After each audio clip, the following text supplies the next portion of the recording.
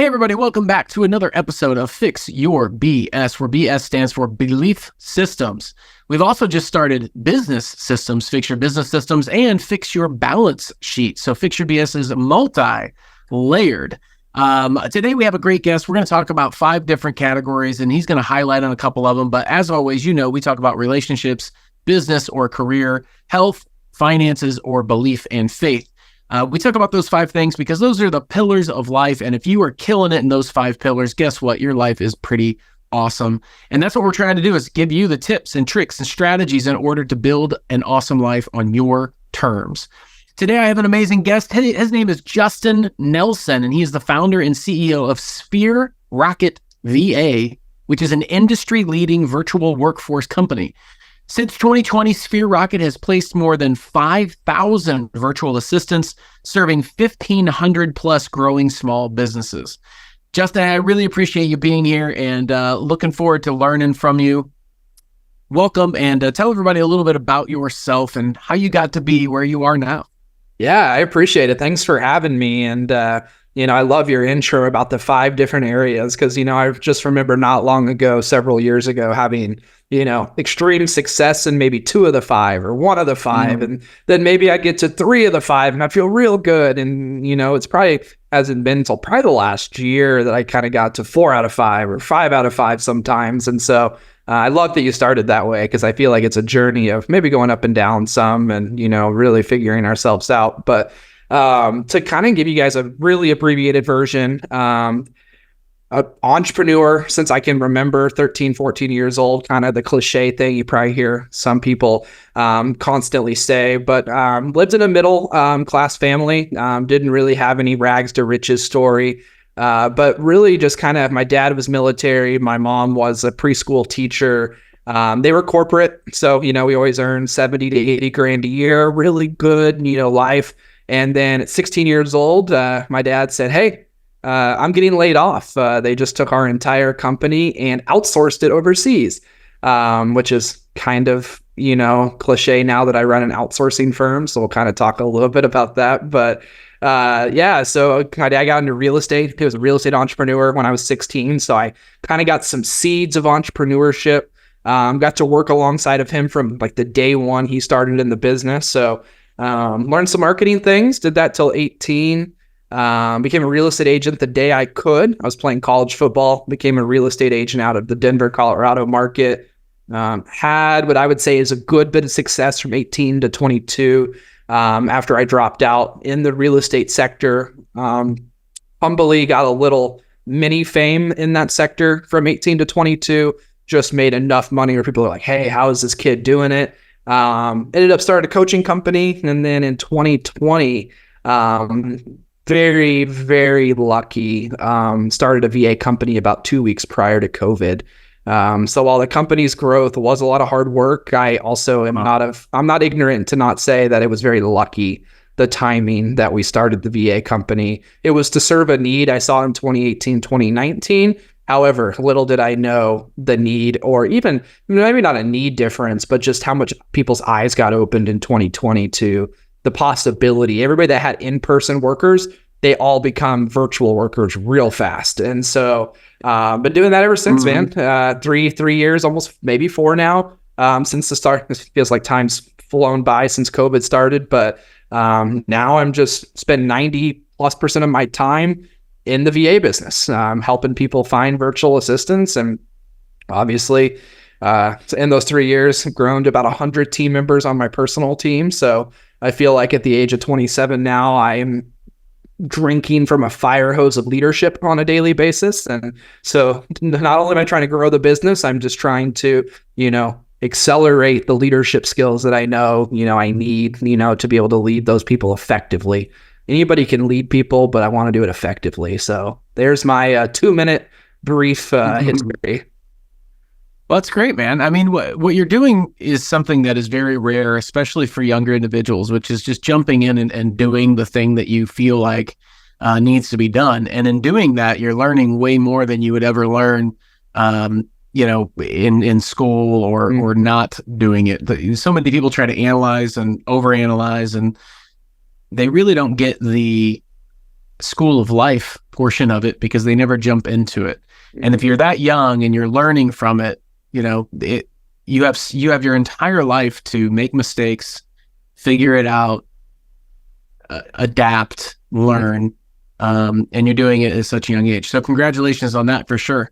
As far as the use of a virtual assistant, obviously the biggest win for that, for an entrepreneur or business owner, is that you're really able to leverage your time.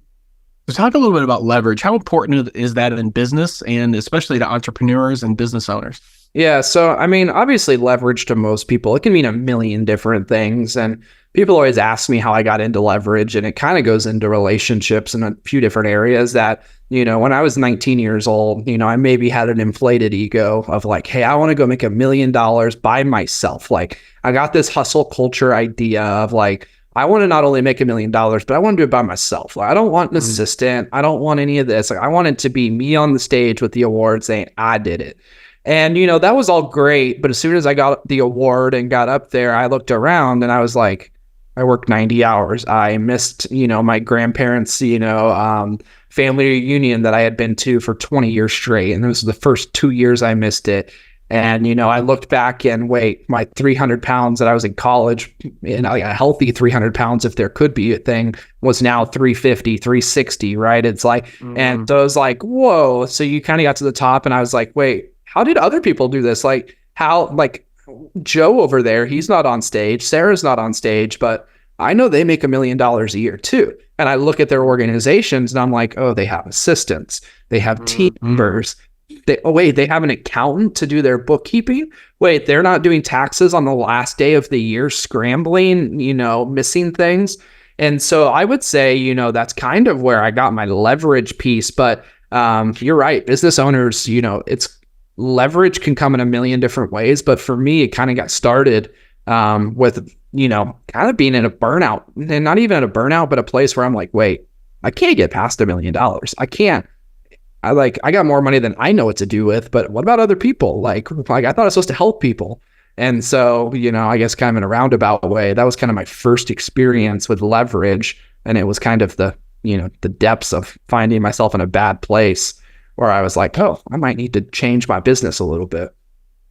Well, and you're not the first one that's ever done that, because there is a limit to the amount of stuff you can do. The idea is to figure out what are the things you love to do that also benefit your business, and then make a list of all the things you're doing that you don't love to do that other people can do better than you, or other people can do in order to move the needle forward. So you're spending a majority of your time doing the things you love to do that do benefit the business. Absolutely. And that's so hard for people because let's say you're in a business and you're doing the sales portion of it, because if you start a business, you obviously are doing all of it: marketing, sales, conversions. You're doing all the operations, you're doing the hiring, the firing, if you do have other people on your staff at all, and you're doing the books and the payroll and the taxes and all this stuff. And you're like, wait a minute.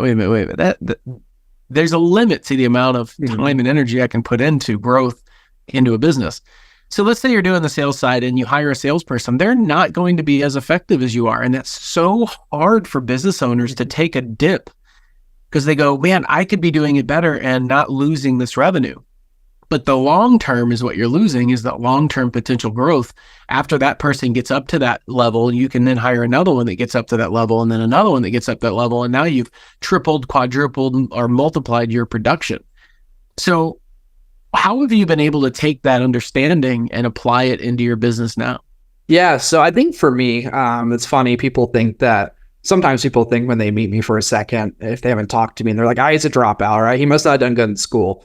I actually went to one of the most prestigious, engineering schools, and I was number one in the class when I dropped out. And I say that not to be like, look at me. I say that to go, I have a very math brain. Like my brain's very math based. And so when I was doing entrepreneurship, I always looked at Elon Musk, and he was hiring a ton of people. I know he's cut some people in some of his most recent business, but he always had more people, more time.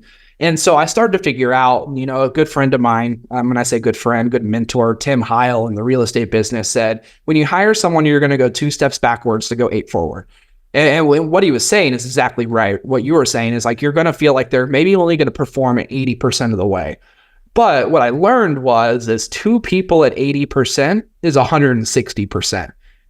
Or two people at 35 hours a week is 70 hours. And so I always found that, if I get out of sales completely and I give it to you and you're at 80%, yeah, you're right. The revenue will only be 80% of what it was. Now, the difference will be is when I get a second one of you that's a rock star, we're at 160%. But maybe you don't need to grow that fast. Maybe we just need one salesperson at 80%. That's fine. The question now is, what am I doing as a business owner what am I doing with my extra time?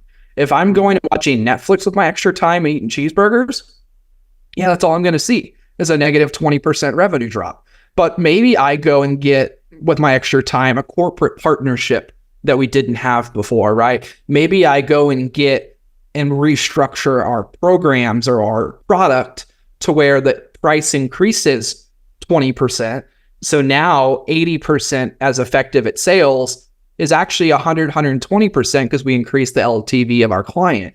And so I think a lot of times people leverage and then they do really dumb things with their time. And then they're like, wait, I'm not growing. And so, but then again, like you should use some of that time back and spend it with family, spend it giving back to the community, spend it on, I didn't spend it on my health and I'm still reeling actually. In 20, 30 minutes after a podcast, my personal trainer's coming to my house because I didn't reinvest that time properly sometimes. But to your point, it's exactly that. It's like, that's how I got over it. It was a math thing for me. Like I had to get through my head, 80% is fine. It's fine. Like it's going to be okay. That is the biggest hurdle, I think, from working with a lot of entrepreneurs and business owners. I own medical clinics and I help medical practitioners become the CEO of their companies, because they get stuck. They are trained to do a thing and they get out of school and they go to do that thing and they're treating patients. And then they go, man, I'm treating so many people, I need help. And then they hire help, but then they don't understand how to really build systems and train those people. And then they just have this chaos around them and it just kind of gets its own order, its own standard, its own culture instead of developing it intentionally. So how do you intentionally develop a culture as you expand into, more and more employees? Yeah. So for me, and again, I've always run it's been interesting because I did what everybody said not to do is I hired my friends and my buddies and my different things like that. Cause when I was 19, 20 starting the company, I was like, how am I going to convince my limiting belief or belief system, in this case was like, no, I don't want to manage a 40-year-old or a 30, like who's going to want to work for me? And so I just naturally did that. But so the one thing, even though I hired my friends and my buddies, I always had high standards in terms of what had to be done. If you need to make 40 calls a day, it's not, oh, you're making 32 calls because we're going to go grab a beer early. It's like, no, we can, we'll have fun, but it's after call 40, right?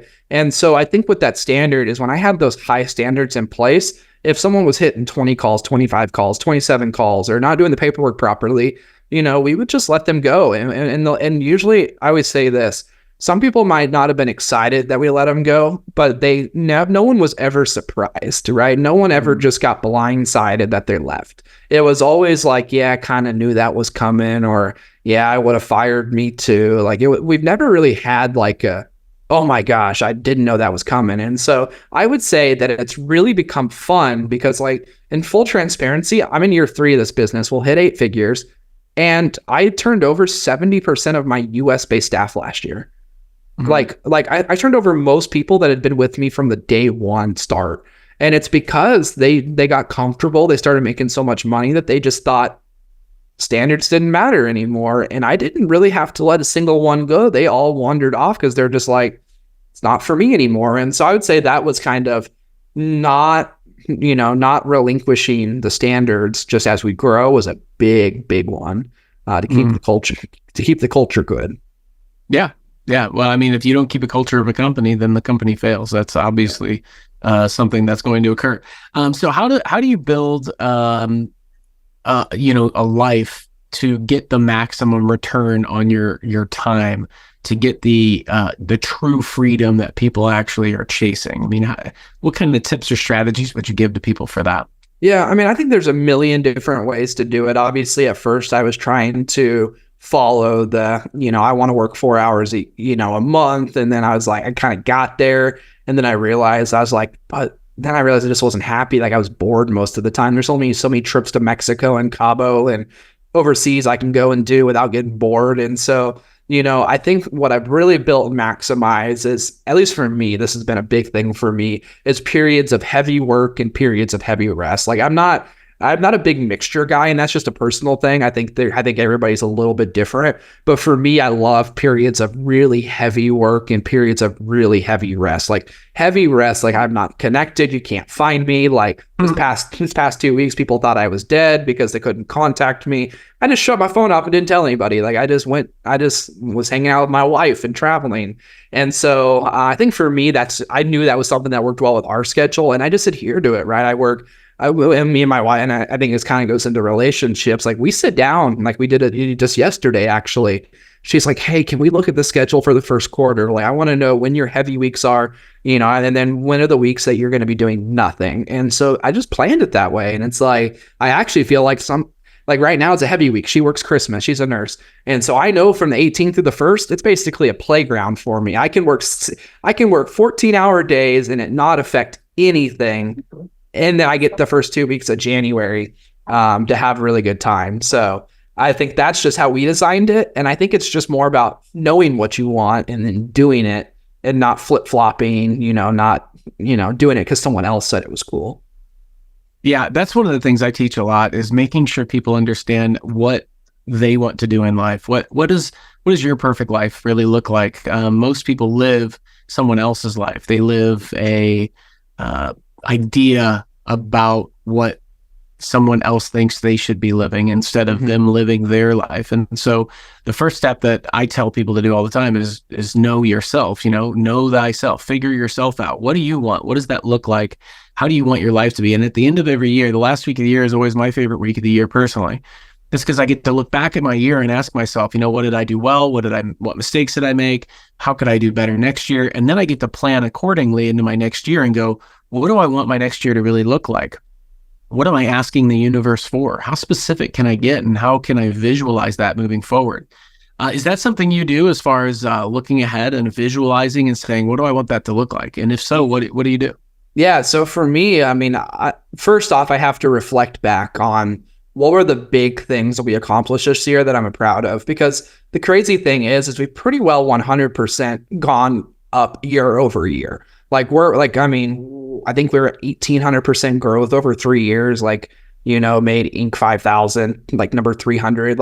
And yet I sit here and go, wait, we just won Inc. 5,000, number 300, but I'm still really pissed off that we didn't hit this metric for the year. And, and I know better deep down inside that we did a really good year, even though I'm not happy. And so I love the last week of the year too, because it's one of the only weeks where I sit down and go, wow, when I list down everything that went really good, I was like, man, we've done a lot. And I list everything that we did really bad. And I'm like, wait, actually, a lot of those bad things, I'm glad they happened now, because now we have a better foundation to move forward on.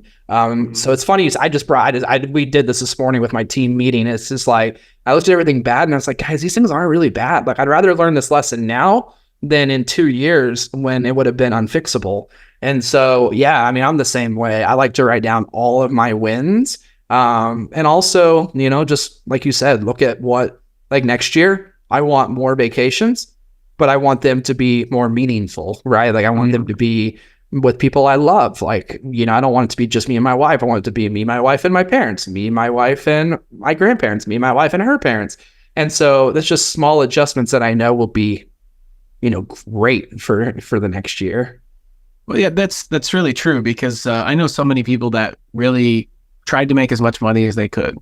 And so if you look at the 5 pillars, they financially had a ton of money, but they had so much money, they didn't realize how poor they actually were, because they didn't have relationships. They had no one to share it with. They had no purpose or excitement about life other than just, I'm trying to make as much money as I possibly can. And if you don't have all those other things, health and purpose and friendships and relationships, then really your life isn't as fulfilling and meaningful as it could be. And that's something that I think a lot of people struggle with figuring out, is how to get to that sweet spot in the flow of life, if you will. Not pushing so hard and not lagging behind, but right in the middle where you're like, man, I'm content. I'm happy. I'm a happy dude. I love what I'm doing. I love how I'm doing it, who I'm doing it for. How do you get yourself to allow yourself to get to that point where you go, I'm okay with building the life that I want to build for me, no matter what anybody else says? Yeah. So I think for me, it's been really interesting. When I first started the entrepreneurship journey, I kind of subscribed to the method of, and this will roundabout answer your question. I subscribed to the method of spend every single dollar you have and invest it. And, 21 years old, you can sleep on a couch. Like I remember building my first, what I would consider a big mansion house, 5 bedrooms, and I rented out every bedroom. I was sleeping in the closet where the HVAC system was, because I was like, that's what I was told to do by Gary Vee or someone online. And so, but then to the opposite extreme. So I was, living in an extreme saving lifestyle for 2-3 years. But then I was like, all right, well, that's not really worth it. So I learned my lesson there. But then at the same time, I set myself up with, $500,000 in cash from those savings. And I was able to go, you know what? I'm actually just going to live the life I want, right? I'm going to go spend this money. I'm not going to worry about it. I readjusted to say, I want, $50,000 in my savings at all times. And for the level of income I make, that probably should be way higher, than that number. But for me, 50,000 was good. Like I knew that was 6 months of savings, 5 months of savings. And, and so kind of to your point, I didn't really listen, because you always have the two opposite ends of the spectrum, right? You got people that are like, don't spend any money until you're 60 and you saved away a nest egg. And you got the other end that are like, they blow their money so fast that you can tell that they had a lot of fun, but they've ruined all the wealth that they created. And so I really live a middle ground of I'm not afraid to spend money. I'm not afraid to go out and, have those experiences. And, I think that that's rooted in, money abundance. It's one of the core values of our company is, if we have the right skills and if we have the right dedication, if I lost it all tomorrow, I could go make it back next year. And I think that's just a mindset that really puts me at peace when I go to bed, to go, there's no pressure. If I make a wrong decision, I'll just go build it back again next year. Well, I think that's having a very, very important skill set, because most people are afraid. Once they get their hands on some money, they're afraid to lose it. And so they grip it and they squeeze it and they hold it tight and they don't want to leave it and they're just scared to lose it. And so it's really great to be in that position where you're like, I'm so confident in myself. Most people don't have that. Is there a way that you developed it, or a reason that you got to the point where you were confident enough to say, hey, I've got the skills and I know how I can build it, and it's fine if I make a wrong decision? Yeah, almost all of it comes from, a lot of the psychology training I've done. And when I say training, at my lowest of points when I was an alcoholic and, really just doing a lot of those things, I ran across this guy. His name's Dustin Runyon. He's my personal coach. He focuses a lot more on the psychology side of things. And he always said this. He's like, there's no such things as business problems. There's just personal problems that affect your business. And so when I was like, all right, well, what's that mean? He always said it. And I was like, I don't really know what that means. But what he kind of got to is, he's like, Justin, why are you afraid? Let's say I had $100,000 in the bank and you came to me and said, hey, $90,000 next opportunity. And I knew in my heart I needed to take that opportunity. I used to be hesitant because I was like, well, that only leaves me 10 grand. What if this doesn't work? What if this doesn't work out? And he's like, he'd always ask me, why do you care how it works out? He's like, what if it doesn't work out and you end up in your mom's basement? He's like, what's the problem with that? And I was like, well, then I'd be a loser. People wouldn't like me. I'm not cool. He's like, well, then you have a really messed up, vision of your life. Because he's like, if you ended up in your mom's basement where she's cooking you food and she loves you and your dad loves you and you don't have a broken family and you're at home with your family, your family pets, your grandparents live down the road, you have food on the table. He's like, wow, you're living still better than 99% of the world. So you're telling me you won't take the risk needed because you're afraid that you might end up living at home. And that was just the example for me at the time when I was 21. And I was like, you're right. I'm not taking this risk because I'm not scared of not having money. I didn't have money at 18 years old. I'm scared of how I'm going to look to the general public if I end up back at home. And it was actually just an internal problem of how I would look. I cared more about how I would look to other people, and, a little bit of pride, things like that. But once I got rid of that, I was like, you're right. The worst thing I do is make a bad decision that burns the entire company down. And I'm back at home, like living better than 99% of the world still in a first world country. I was like, how dare I, how dare, well, and, in full transparency, virtual assistants that we're based out of in the Philippines, it's still a developing third world country. And it's one of my passions. And what part of our team is to grow that and grow their wealth and, give them opportunities they've never had before. And it's just like, I think I've also learned during the time going to VA company, I was like, how dare I complain about this when I have team members that for the first time ever are getting their first car, right? That are just now getting to have their first house on their own. And so it's just been really eye-opening. So to answer your long-winded question, psychology, I had to fix myself. I was just a little messed up. And that's everybody. So it's having a coach see something from a third party point of view is always going to give you more perspective than if you're just trying to figure it out yourself. Mm-hmm. And that's what you should always, I tell people all the time, once you start working on yourself, you also need to hire a coach to find things out about yourself that you didn't even know. Yep. And so I think that's a really, really important and smart move on your part. Any last tips that you would give to people, that maybe are starting a business or maybe just an entrepreneur or thinking about becoming an entrepreneur, but they're kind of waiting, I don't know, but people that listen to this podcast and anything that you could do, that tips, strategies that would help them, maybe avoid some mistakes that you've made. Yeah. I mean, I think the biggest thing where I really, because when I got out of real estate, when I was still in real estate, and a lot of people know me from stage speaking. I speak on about 100 to 150 stages a year. That's my passion. I always say my passion speaking, and I just happen to have a VA company that funds that life. It's how we have mutual contact, speaking on some of the same stages as some of those people. But I say that to say I learned by being in other rooms with people and learning what they did. Like that was my biggest accelerator. Every big idea I've had isn't really an idea of my own. It usually came from taking this part of this person's business, this part of this person's business.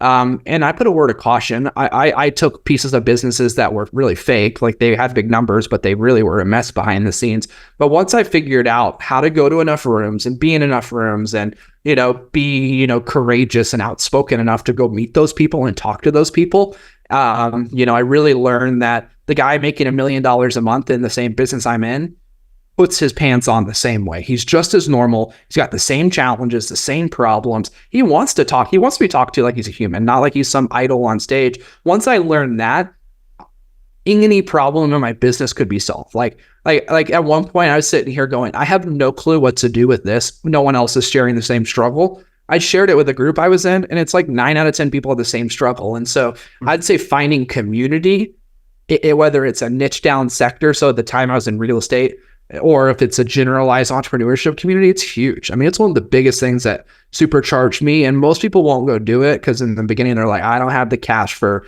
$1,000 a month community.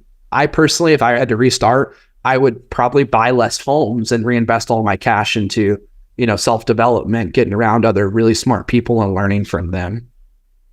Wow. And that's really, really a great lesson to give everybody here on this podcast, is that if you want to grow quicker, the first thing you should invest in is yourself and your network, If you invest in those two things, especially if you're young, in your early mid-20s, you can learn so much information that will pay dividends to you into the future, as opposed to maybe, putting $10 or $100 or $1,000 a month into a savings account. If you invested into the right network groups, the right mastermind groups, the right trainings to grow your skill set, that it will improve the value that you have to the universe, which will then in turn improve the potential you have to earn money. And so that is a great advice there, Justin. I appreciate it. Well, dude, I really appreciate you being on this podcast. I love asking people questions, especially people who have put themselves out there. That's so rare. So kudos to you for doing that and becoming an entrepreneur and business owner and really jumping out there. Um, how do people get a hold of you if they want to find out more about your VA company and how they could leverage their time using you or your company?